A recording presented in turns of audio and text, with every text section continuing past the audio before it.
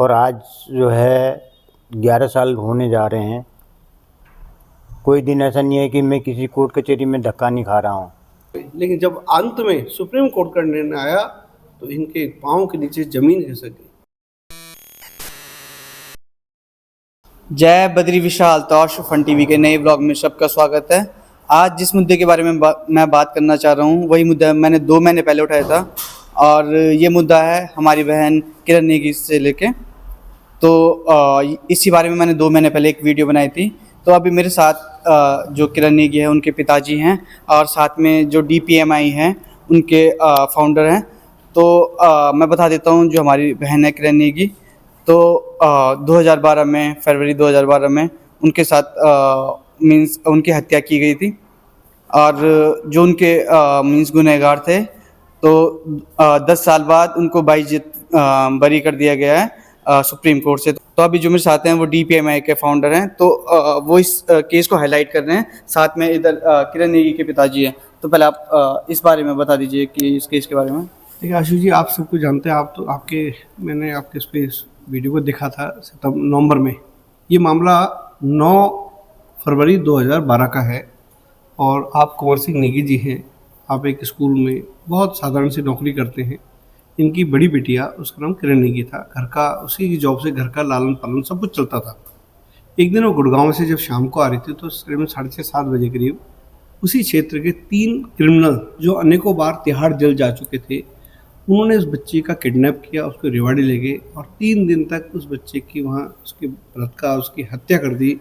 और 3 दिन तक जब हरियाणा के रेवाड़ी क्षेत्र में जब वो बॉडी मिली तो वहाँ की पुलिस ने दिल्ली पुलिस से कांटेक्ट किया। उसके बाद फिर वो मामला चला। इस बच्ची की न्याय की लड़ाई के लिए मतलब बहुत सारी संस्थाएं जो द्वारिका लोअर कोर्ट में जब वहाँ जाते थे, जब भी डेट होती थी तो बड़ा मतलब वहाँ प्रदर्शन होता था, क्योंकि इतनी क्रूरता से उस बच्चे के साथ वो मतलब उन्होंने लोगों ने उसकी बच्चे की हत्या की थी। तो द्वारिका कोर्ट लोअर कोर्ट में जब उस बच्चे को, तीनों दोषियों को फांसी की सज़ा हुई, बहुत कम केस में लोअर कोर्ट में फांसी की सज़ा होती है, उसी में फिर उसके बाद जब ये केस दिल्ली हाई कोर्ट में गया, दिल्ली हाई कोर्ट ने लोअर कोर्ट के ही उसी को आगे रख करके उन लोअर कोर्ट हाई कोर्ट ने भी तीनों दोषियों को जिन्होंने बच्चे की हत्या की थी उनको फांसी दी। लेकिन 7 नवंबर 2022 को सुप्रीम कोर्ट ने उन तीनों जो दोषियों ने जिन्होंने इस बच्चे की हत्या की थी, सुप्रीम कोर्ट ने ये कह करके उन तीनों को बरी कर दिया कि जितने उनको सबूत चाहिए थे वो सबूत पर्याप्त नहीं है। तो हम सबका ये कहना है कि आखिरी पर्याप्त नहीं है तो उस बच्चे की हत्या किसने की। और दूसरा आशुष, मैं एक चीज़ और बताता हूँ कि जो तीनों दोषी को जैसे ही उनको बरी हुए तो उनके बाद जब उनको तिहाड़ जेल से छोड़ा गया तो अभी 27 जनवरी को दिल्ली के द्वारिका में एक स्कूटर चालक जो 3 व्हीलर था उसकी हत्या हो गई। उस हत्या में जो तीनों जो अपराधी थे जिन्होंने किरण नेगी को मारा, उसमें से एक अपराधी विनोद उसमें पाया गया, उसी में वो तिहाड़ चला गया। तो परिवार के कुंवर सिंह नेगी जी की, उनकी धर्मपत्नी की, ऐसे बहुत सारे सामाजिक लोगों की थी कि भैया इनको अभी तिहाड़ से मत छोड़िए, क्योंकि किरण नेगी की हत्या करने के बाद भी पहले भी ये लोग अनेकों मामले में तिहाड़ जेल जा चुके हैं। ऐसे लोगों को आप खुले आसमान मतलब छोड़ेंगे तो ये कोई रोज़ नया कोई ना कोई शिकार बनाएंगे किरण नेगी जैसे। तो न्यायपालिका फिर दोबारा कुछ लोगों ने मिलकर, दिल्ली के गवर्नर LG साहब से मिलकर, अनिल बलूनी जी, कुछ लोगों ने मिलकर फिर दिल्ली के LG ने दोबारा सुप्रीम कोर्ट में फाइल खोला है। लेकिन जब तक वो फाइल नहीं मतलब खुलती, दोषियों को दोबारा अंदर नहीं भेजते, तब तक वो इस तरह का अपराध होंगे। और सबसे बड़ा चीज़ मेरा निवेदन ही है आपके माध्यम से, क्योंकि आपके इतने सारे फॉलोअर हैं, मैं उनसे भी कहूँगा कि वो भी सोशल मीडिया से देश की न्यायपालिका से गुहार लगाए कि भैया उन तीनों दोषियों को अब सजा दीजिए। और दिल्ली पुलिस से निवेदन करेंगे कि इस परिवार को सुरक्षा मिलनी चाहिए। अभी तो उन्होंने ऑटो ड्राइवर को मारा है, उनके निशाने पे कहीं ना कहीं इनका परिवार है, क्योंकि मेन गवाह तो यही है। वो इतने क्रिमिनल लोग हैं जिनके अगर तीनों का अगर आप पुराने उनके रिकॉर्ड निकालें तो एक पे 5-6 मामले। हाँ जी, उसी टाइम पे मतलब उनके ऊपर केसेस चल रहे थे और फिर भी अभी वो बाइज्जत बरी हो गए हैं।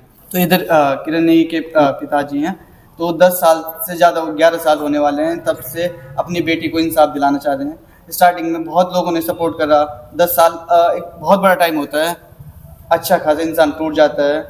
तो आप बताएं आप बता दीजिए कि आप अभी मतलब लोगों से चाहते हैं कि लोग एटलीस्ट सपोर्ट करें, जब तक उनको फांसी की सज़ा न मिल जाए तब तक लोग आपका साथ दें।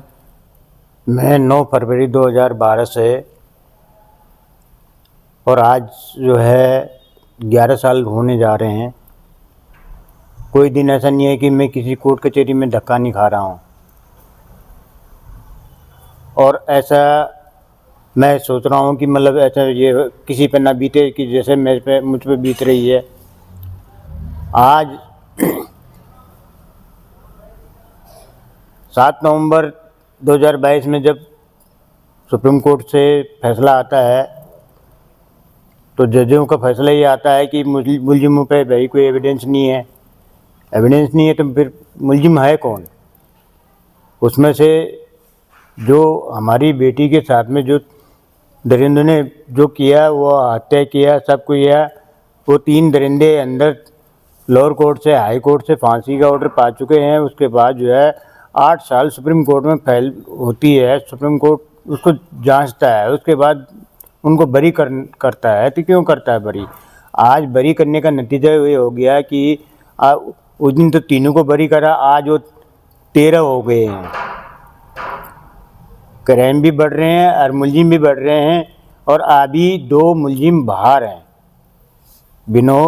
राहुल और रवि। राहुल रवि 2 अभी बाहर हैं।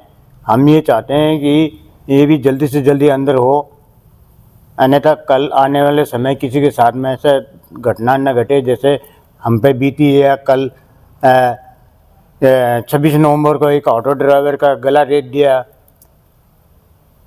तो वही है कि अगर मुजरिम ऐसी बाहर छूटते जाएंगे तो उनका तो हौसला ही बढ़ेगा कि हमने इतना बड़ा कांड कर दिया, उसके बाद भी हमें बरी कर दिया गया। कोर्ट बरी कर दे रहा है, तो तभी उनका और हौसला बढ़ेगा। और आज इनके साथ हुआ है, कल किसी और के साथ हो सकता है। तो एटलीस्ट मतलब जो अभी न्यायपालिका है उसको इस तरह, जैसे लोअर कोर्ट ने उन्हें फांसी की सजा सुना दी थी, हाई कोर्ट ने भी, बट सुप्रीम कोर्ट ने उनको बरी कर दिया गया। तो अगर सुप्रीम कोर्ट भी उन्हें फांसी की सजा सुना देती तो मे बी जो अभी ऐसा कांड करने के बारे में सोच रहा है, जिसके दिमाग में ऐसा चलता है कि मैं ये कर दूंगा, तो उसके दिमाग में भी डर रहता है। तो बाकी मैं जितने लोग देख रहे हैं कि ज़्यादा से ज़्यादा मतलब आप लोग इस मैसेज को फैलाओ, इस वीडियो को फैलाओ, ताकि हम लोग एक तरफ से किरण नेगी के जो घर वाले हैं उनको सपोर्ट कर सकें, और जहाँ पे भी उनको ज़रूरत होती है तो जितने भी दिल्ली एनसीआर में मतलब अपने उत्तराखंड के लोग हैं या जो भी चाहते हैं कि ऐसा ना हो किसी भी बेटी के साथ, किसी की बहन के साथ, तो किरण नेगी के पेरेंट्स के साथ खड़े रहें। क्योंकि उसी टाइम पे एक और केस हुआ था, निर्भया हत्याकांड। 16 दिसंबर 2012 को निर्भया का मामला हुआ था। और देखिए आशु जी, मेरा कहना है कि देखो दोनों सेम मामले थे, दोनों ही बच्चियां थी और दोनों ही इस देश की बच्चियां थी।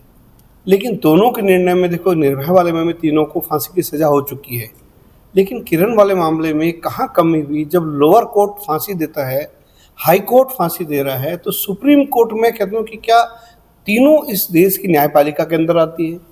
और 2 का निर्णय एक है, 1 का निर्णय 1 है। तो इस बात का हम सब के लिए बड़ा एक चिंता का विषय है कि देखिए गरीब परिवार को नहीं पता, इसको तो ये पता कि जो देश की न्यायपालिका है उनको न्याय देगी।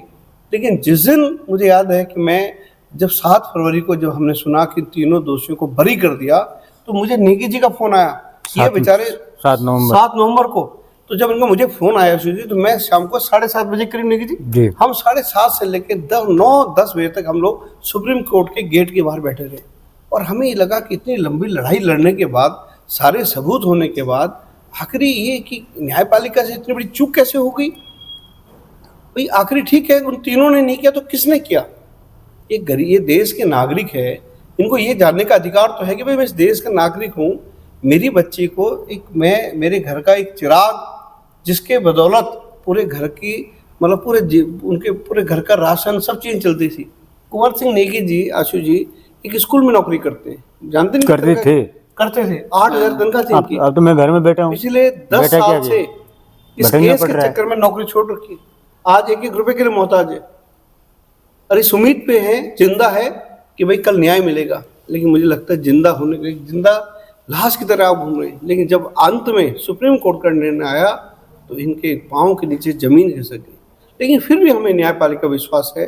दिल्ली के लेफ्टिनेंट गवर्नर ने इस फाइल को दोबारा खोला है और उम्मीद करते हैं कि न्यायपालिका अतिशीघ्र, मैं अतिशीघ्र इसलिए बोला आशु जी क्योंकि जितने दिन वो बाहर रहेंगे, देखिए अभी 27 जनवरी को दिल्ली में उन्होंने एक ऑटो ड्राइवर का गला काट दिया, उसमें एक्यूज विनोद है। अभी रवि राहुल है, वो पता नहीं कहाँ किसी बड़ी वारदात को अंजाम दे सकते हैं। ठीक है, और वो दोनों सगे भाई भी हैं, हम ये कहते हैं कि चलो रवि राहुल। जब तक न्यायपालिका जांच करे, सब कुछ करे, कोई करना शुरू कर दे फाइल को जाए, लेकिन जब तक जांच चले तीनों को तिहाड़ के अंदर आप करिए, बाहर नहीं घूमने चाहिए। टोटली मैं इनकी बातों से एग्री करता हूँ। और एक जो गरीब परिवार है वो न्यायपालिका के सहारे ही रह सकता है। उनके पास कोई ऐसा रिसोर्स नहीं है या किसी इतने बड़े लोगों के साथ वो है नहीं कि उनकी बेटी को तुरंत कहीं और से इंसाफ मिल सके। तो मैं यही गुहार करता हूँ आप सभी लोगों से कि आप लोग भी किरण नेगी के घर वालों को पूरा सपोर्ट करें। जहाँ पे भी उनको ज़रूरत होती है हम लोग उनके साथ खड़े रहें, ताकि हमारी जो बहन है किरण नेगी उसको इंसाफ मिल सके। तो मैं आशा करता हूँ कि आप लोग ये वीडियो ज़्यादा से ज़्यादा शेयर करेंगे और तब तक सब लोग साथ रहेंगे जब तक हमारी बहन किरण नेगी को इंसाफ नहीं मिल जाता। धन्यवाद। जय देवभूमि, जय उत्तराखंड, जय हिंद।